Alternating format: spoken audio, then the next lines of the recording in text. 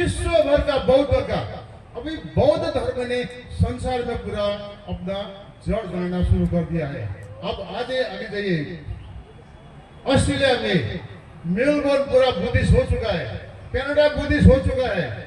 अगर देखिए, अगर बुद्धिज्म को, बौद्ध धर्म को पुराना गरिमा में अगर लाना है तो हम लोग को सम्राट अशोक को भी अंधकार से निकल के पूरा उजाले की तरफ लाना है, क्योंकि सम्राट अशोक ही वो व्यक्ति है जिसने बौद्ध धर्म को इंटरनेशनलाइज संसार के सामने में लाया है। अभी यहाँ पर एक चक्र चल रहा है कि अखंड भारत, अखंड भारत, पर अखंड भारत किसने बनाया? वो तो सम्राट अशोक था। वो तो अभी बीजेपी चिल्ला रहा है कि अखंड भारत का, पर अखंड भारत का श्रेय किसको जाता है? वो सम्राट अशोक को जाता है। सभी को मालूम हो गया कि अगर सभ्यता को बचाना है, मानवता को बचाना है तो एक ही उपाय है, एक ही आसरा है, वो है बुद्ध। इसीलिए हमारा प्रधानमंत्री भी जाके बोलते हैं कि हम तो बुद्ध के देश से आया है, पर यह है कि एक राजनीतिक बयान है, वो राजनीतिक बयान का कोई महत्व नहीं होता है। अगर वो बयान में अगर सच में टिका होता तो जिस तरह से अभी बौद्ध धर्म के ऊपर जो अत्याचार हो रहा है ये नहीं होने देता। नमो बुद्धाय।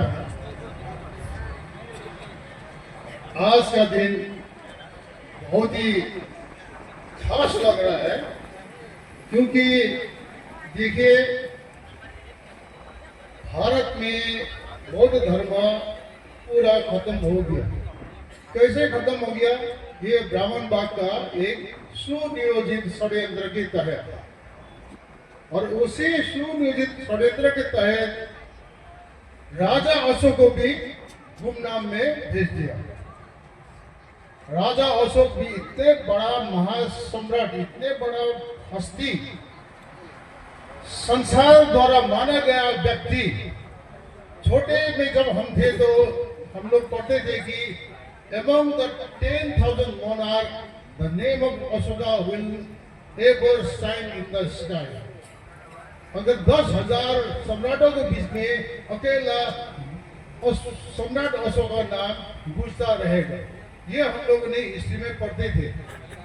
और उसके बाद पर क्या था कि अमर सम्राट अशोक ये हिस्ट्री का एक चैप्टर में ही सीमित रह गए थे।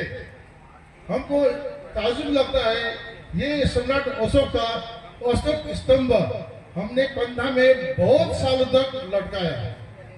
बहुत सालों तक इस कंधा में अशोक स्तंभ को लेके, हम एक सरकारी कर्मचारी थे तो मेरा दोनों कंधा में अशोक स्तंभ थे, और ये कभी मन में भाव न आया कि अशोक स्तंभ इतना पूजनीय है, उसको फिर इतिहास का अंधेरा से निकाल के हम लोग उसको प्रकाश में लाना है बोलते हैं।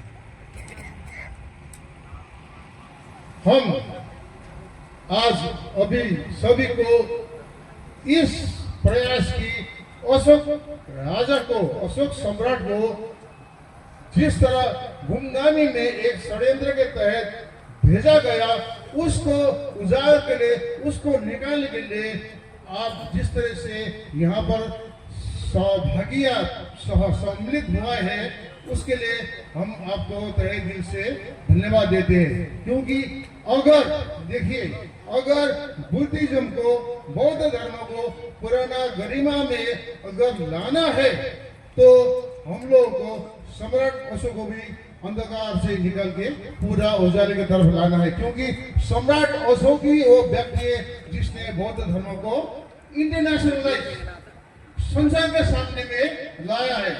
अभी यहाँ पर एक चक्र चल रहा है कि अखंड भारत, अखंड भारत, पर अखंड भारत किसने बनाया? वो तो सम्राट अशोक था। वो तो अभी बीजेपी चिल्ला रहा है कि अखंड भारत का, पर अखंड भारत का श्रेय किसको जाता है? वो सम्राट अशोक को जाता है। और विश्व गुरु का बात चल रहा है अभी, भारत विश्व गुरु था, तो विश्व गुरु भी कौन था? विश्व गुरु तो नालंदा विश्वविद्यालय था, जहाँ पर देश विदेश से यहाँ पर पढ़ने के लिए आते थे। तो विश्व गुरु का तकमा, विश्व गुरु का दर्जा किसने दिलाया? ये बुद्धिज्म ने दिलाया है। ये आप लोगों को इतिहास भूलना नहीं चाहिए। अगर आपको फिर बौद्ध धर्म को सही जगह पर लाना है, सही दिशा में लाना है, तो दो ही चीज देख रहा है कि बुद्ध धर्म और संघ बोलता है, और हम तो देख रहे हैं कि बुद्ध है, अशोक है और बाबा साहेब है। अगर तीनों को अगर हम लोग साथ में लेके आगे बढ़ेंगे, उनका आशीर्वाद लेके आगे बढ़ेंगे, हम अपना मकसद में पक्का सफल होंगे। क्योंकि ये जो बीटी एक्ट है, ताजुब लगता है, यहाँ पर एक हमारा विरोधी बोल रहा था कि बीटी एक्ट, ये जो आंदोलन जो चल रहा है वो गैर कानूनी है, आंदोलन जो चल रहा है वो गैर कानूनी है। हम बोला पक्का गैर कानूनी तो है ही, क्योंकि बीटी एक्ट बोलते हैं कानून है ना, तो बीटी एक्ट के विरोध में हम लोग जा रहे हैं ना, ये तो गैर कानूनी हो ही गया। जिस कानून को तोड़ने के लिए हम लोग जा रहे हैं वो तो गैर कानूनी हो ही गया हो। तो ये वो आदमी अनजाने जाने में ये सही बोल रहा था कि हम लोग गैर कानूनी काम कर रहा है, क्योंकि हम लोग को मूल उद्देश्य क्या है, बीटी एक्ट को तोड़ना है। संसार में ये व्यवस्था कहीं भी नहीं है। इस व्यवस्था को यहाँ पर व्यवस्थापन किया है बिहार सरकार द्वारा। वेटिकन सिटी कौन चला रहा है, जेरूसलम कौन चला रहा है, आप देख लीजिए। उसमें क्रिश्चियन को छोड़ के किसी दूसरे का हस्तक्षेप नहीं है। आप स्वर्ण मंदिर चला जाइए, पूरा सिख आधिपत्य में है। मक्का में जाइए, वहां तो बाहरी हस्तक्षेप तो बिल्कुल संभव ही नहीं है। और बहुत सारे यहाँ पर अभी हिंदू टेम्पल खोला गया जहाँ पर उन लोगों का स्वतंत्र परिचालन है। और सिर्फ हम लोगों का इस महातीर्थ स्थल सिर्फ भारतीय बौद्ध नहीं, विश्व भर का बौद्ध का, अभी बौद्ध धर्म ने संसार में पूरा अपना जड़ बनाना शुरू कर दिया है। अब आगे जाइए, ऑस्ट्रेलिया में मेलबोर्न पूरा बुद्धिस्ट हो चुका है, कनाडा बुद्धिस्ट हो चुका है। अभी हमारा एक संस्था है BLIL बोल के, बुद्धिस्ट लाइफ इंटरनेशनल एसोसिएशन, जिसका हम प्रेसिडेंट, ये दार्जिलिंग का प्रेसिडेंट हम है। तो उन्होंने अभी 2 चर्च जहां पर कोई जाता नहीं था, वो 2 चर्च को लेके उसको महाविहार बनाया है।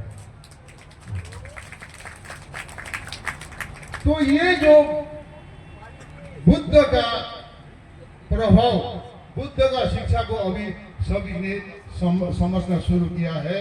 और सभी को मालूम हो गया कि अगर सभ्यता को बचाना है, मानवता को बचाना है, तो एक ही उपाय है, एक ही आश्रय है, वो है बुद्ध। इसीलिए हमारा प्रधानमंत्री भी जाके बोलते हैं कि हम तो बुद्ध के देश से आया है। पर यह है कि एक राजनीतिक बयान है, वो राजनीतिक बयान का कोई महत्व नहीं होता है। अगर वो बयान में अगर सच में टिका होता, तो जिस तरह से अभी बौद्ध धर्म के ऊपर जो अत्याचार हो रहा है, ये नहीं होने देता। तो अभी हम लोग सब सचेत हो, आगे बढ़े, और हमारा जो एक गोल है, एक मकसद है, एक लक्ष्य है, किसी भी हाथ में हमने उसको हासिल करेंगे। अगर आप लोग सबका सहभागिता, जिस तरह आप लोगों ने जो सहयोग नहीं सहभागिता दिखाया है, वो बहुत ही काबिल तारीफ है। बहुत बहुत शुभकामनाएं।